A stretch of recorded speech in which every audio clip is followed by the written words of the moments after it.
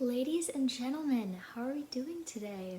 One of these update videos is long overdue. The last recap video I gave you was April through June of 2022. It is almost the end of March, so I've got some catching up to do because I want to catch up and I want to let you know everything that's been going on behind the scenes. Obviously, I post a ton on Instagram, which let's hype that up now, shall we? All of my socials are linked below, which includes Instagram, TikTok, Pinterest, SoundCloud. I post a lot on Instagram about the things that are happening in everyday life. I've been doing like little month recaps on Instagram. It's still kind of nice to have this outlet to just share everything that's been happening. A couple of the little personal things in my life, but mostly really just the way the music journey is going and the progress that I'm making, because I'm definitely one for transparency. I want to share as much as you would like to hear. So that being said, definitely feel free to ask more questions on whatever social media platform is easiest for you. Reach out.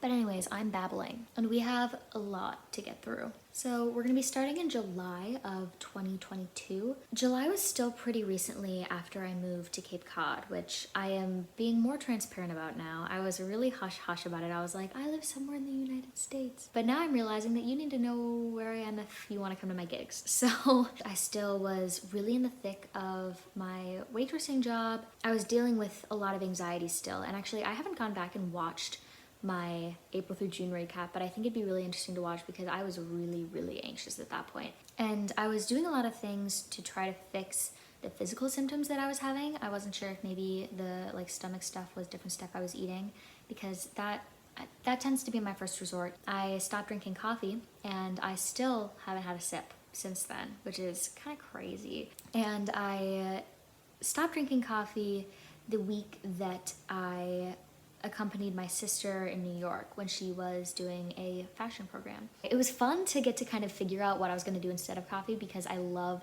the ritual. So it was fun to do that in New York, to try a bunch of different stuff. And I definitely landed on black tea lattes. New York was fun, except that it wasn't. The one thing that was fun was that I got to visit the studio that I was planning on recording in and the producer I was planning on recording with. Yeah, it was a really lovely studio, and it really made me feel like I was making money moves, like I was making progress. But I was really anxious all of New York, and I think that was kind of the point where I said, you know what, if I'm feeling this anxious in a place that I love visiting New York. That was serious. I mean, I was really struggling to eat meals at all, really just feeling like I constantly needed a nap or a journal, and that was pretty much it. So yeah, that was kind of my breaking point after going to New York, which was such a bummer because I definitely felt like it was sort of wasted, but that's all right. It was a step in the journey for sure. So I got back and I kept working. I was seeing movies every Tuesday, reading some books, and August rolls around and I'm finally like, all right, I gotta get this crap figured out with all the anxiety stuff. Went to the doctor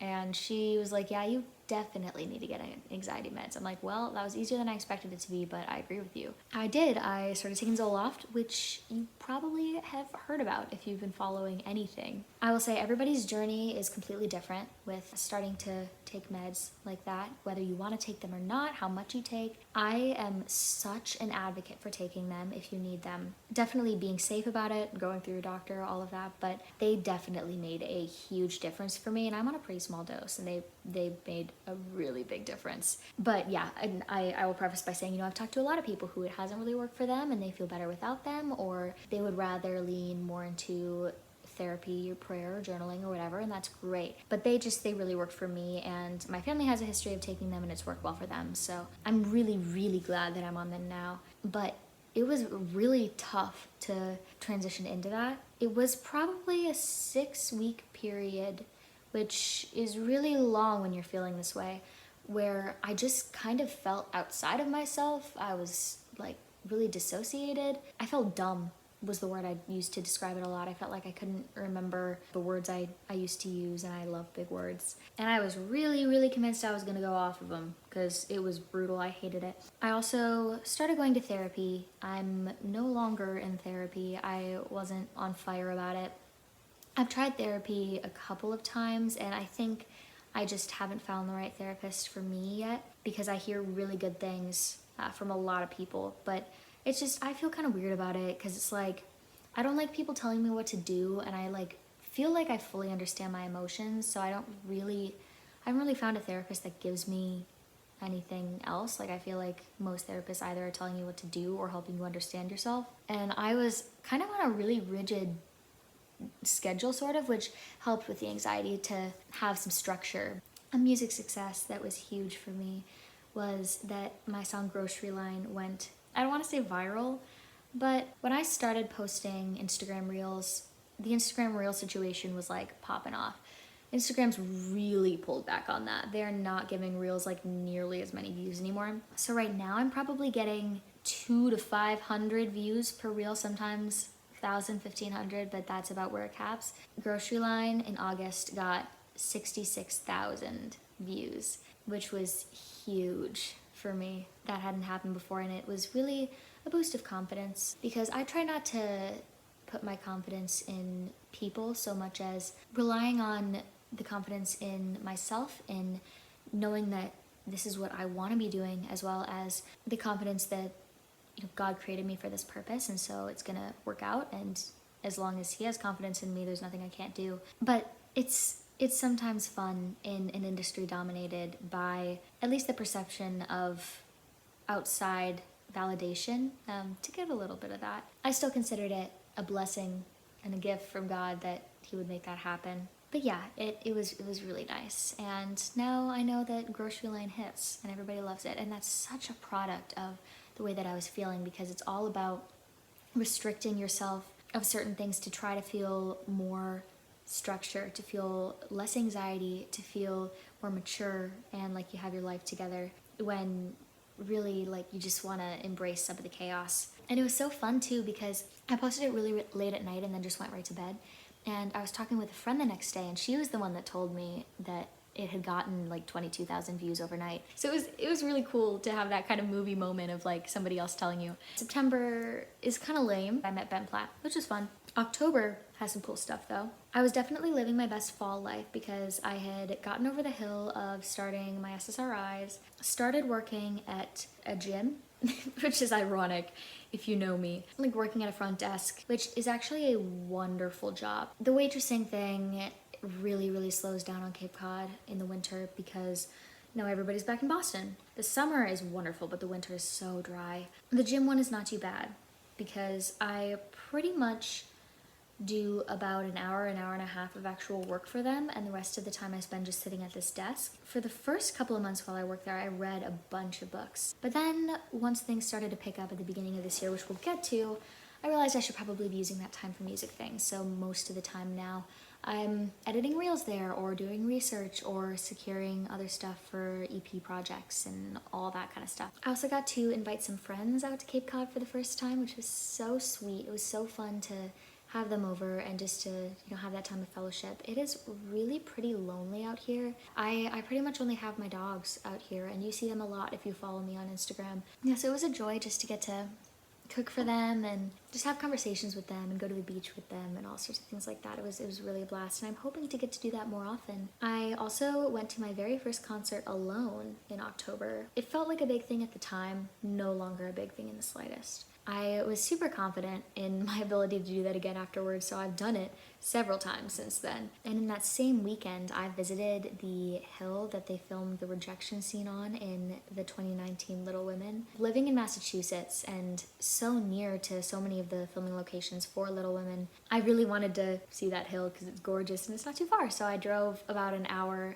on my own to go, and I like hiked it, and it was in October, so it was beautiful. And oh my gosh, I was in my element. It was freaking gorgeous. It's still my home screen. And then on the music side of things in October, I hit 2,000 Instagram followers. I had read this book, it's How to Make It in the New Music Business by Aria Herstand. I read the second edition. I want to get the third. The author said to create a list of things that you want to do within a year, 5 years, 10 years, 20 years, and try to accomplish that stuff. And one of the things within the year was to hit 1,500 Instagram followers. So hitting 2,000 was really cool. And it was pretty much all thanks to Grocery Line. But another one of those things that's like, I don't really need it, but like, it's really nice to know that this is working. And then the biggest thing that happened for music in October was that I hit the amount of money that I needed to produce my EP. I was anticipating probably paying $1,000 to $3,000 for the 4 songs, and then once I set my heart on the producer that I did, oof, it was a large chunk. Hitting that was really, really cool after working so hard all summer and taking a second job and everything. Yeah, it was huge. So I wasted no time, and in November I recorded the EP. Yeah, we recorded 3 days a week, and I saw a Broadway show every single night. I spent a lot of money on Broadway shows, but it was fun and I had saved up for it anyway, so it's okay. But yeah, it was really cool. I spent the first weekend with my whole family and we saw a parade, which was incredible. My dad stayed for a couple days and I hung out with him and saw some shows with him, and then my mom came back for a couple days and I hung out with her for a little bit, and then I was alone the last couple of days and saw some shows and hung out on my own, which was really fun. It was so cool to have one-on-one time with each of my family members and then also to get to do some time alone there. I beat my record for most musicals that I'd seen in a year. My previous record was 17 shows in 2019, and then 2022 was, I believe, 21 shows. It's so fun to hit that milestone and just really have such a celebratory week, and to get to live in that future for a week after a whole summer of working my ass off. To have that week, it was incredible and worth it. I've never really thought of it feeling like I'm wasting my money when I'm giving it to music. It's just felt obvious. I guess it hasn't really felt like my money in the same way that, my tithe money doesn't feel like mine. It kind of feels like music sort of is a given. It demands it from me in the nicest way possible. Yeah, it felt necessary, it felt obvious, and it didn't feel like I was wasting any money at all to do that. It kind of felt like, obviously I was working incredibly hard all summer, but I got there and it was just such a gift. In December, I got back and just kind of kept working. I wrote a song that I'm still obsessed with. It's called Orpheus. I released it. You know when you hear a song and you wish that you had written it? That's how I feel about Orpheus, except that I did write it. There are some songs where, I hope that other people's feelings will be described perfectly in the way that I write it, because it doesn't feel like mine are described perfectly, but man, every word of that song is perfect. I've written quite a few songs during this time period that I'm kind of talking about, but that one I think would probably be my favorite. Oh, and then as far as music goes, in December, I played my very first gig.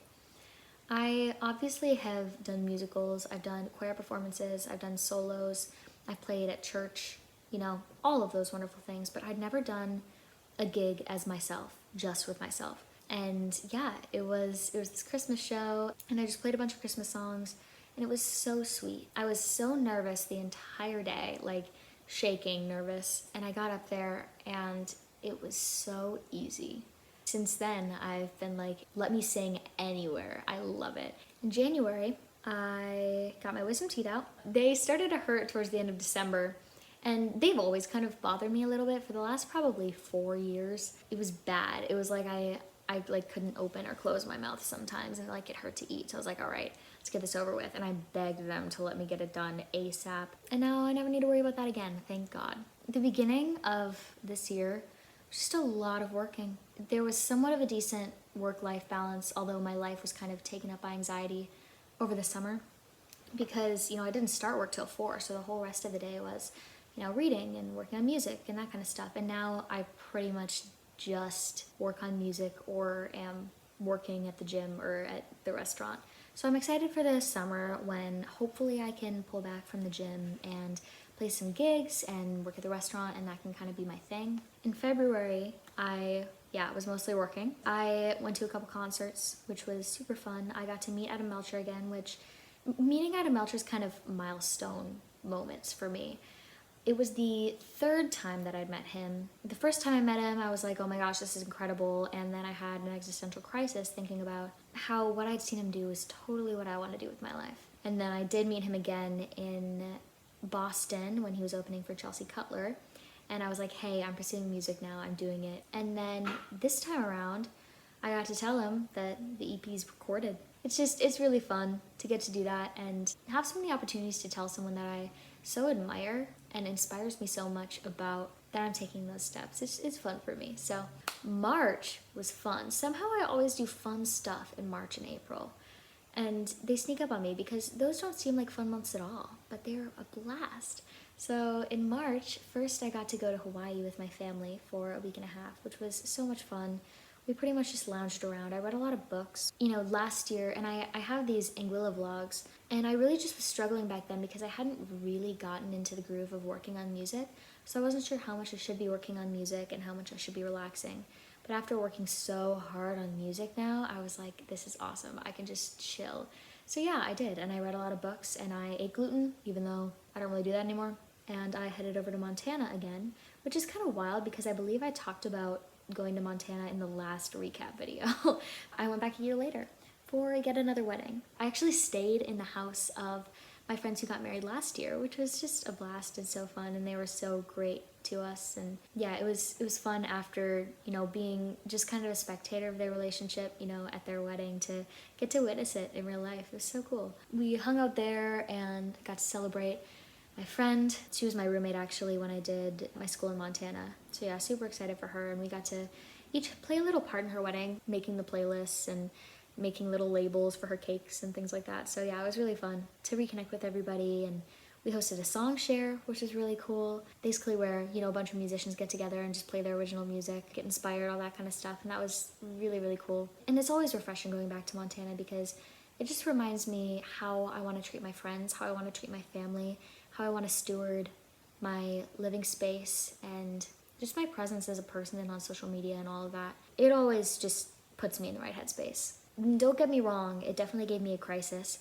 I'm thinking a lot more about being single when all of my friends are in relationships, but on the whole, it's a good thing for me. Getting into just this week, I'm back here in Cape Cod for only a week before even more happens. I had my second gig, which was fun. It was super cool. I played a bunch of oldies. And then that same night, I went to my first open mic, which was really, really cool actually, because I got to meet a couple musicians in the area that are pretty talented. And it was the first time people listened, really. Which, like, people have listened to me before, but when I played these gigs at the restaurants, it's totally background music, you know, which is fine. When I started playing, the place it got quiet, and it was really, really cool. Which, again, is another thing that I don't need, but it's nice. And yeah, I guess we covered I filmed this in 45 minutes. Hopefully it'll be shorter for you. Next week is pretty exciting because I'm gonna be filming a music video in LA. We are kind of behind on being prepared, but that's okay. I'm so excited. We're filming in like my dream space for it that, you know, I was dreaming of when we were producing, and I just was getting all these ideas for the music video as I was in the studio. And I get to work with one of my best friends as the director, and someone I really trust as the producer, and yeah, it's gonna be phenomenal. And I get to go to Disneyland too, so I'm so excited for that because Disneyland is so fun. And then that should conclude my travel for a little bit, you know, Hawaii, Montana, LA. And the first single is almost done. It's on its like final round of being mixed, and then we'll send it off to the master and the single will be finished, which is wild. And so then we have 3 other songs that we'll need to kind of finish up that my producer is working on, and it's kind of a crazy process, you know, going back and forth, sending notes and ideas, and it's more involved than I expected it to be honest, but it's fun. It's every time I get a new email with new updates on it, it's like, ah. Yeah, I'm hoping maybe to get it out to you by like mid to end of the summer. I really want to focus on getting really good marketing for it and releasing it in the right way. So I'm gonna take my time on that if I need to. I'm stoked. It is kind of pressure though, because once the music video is filmed and edited, it's kind of all on me to figure out, you know, marketing and everything. So I better get on it. And yeah, I have some plans for afterwards, but I'm gonna leave you in the dark on those. I think you'll just have to wait and see. You can wait for the EP, first of all. That can be the thing you're in anticipation for, and then who knows what's happening next. I hope this was an okay substitution instead of the song that I normally do. But I need to let my fingers heal. They are really on the strugs. If you made it this far, thank you so much for watching. I'm so thankful for you. Definitely DM me or reach out, and I'd love to say hi and chat and get to know you. I'm so thankful that you're around, that you're here and present and alive, and I love you, and you are loved by so many people around you. Don't doubt that, and if you do, reach out to me because I will assure you that you are. I hope you're doing so well, and I'm so excited to share all this with you. Bye.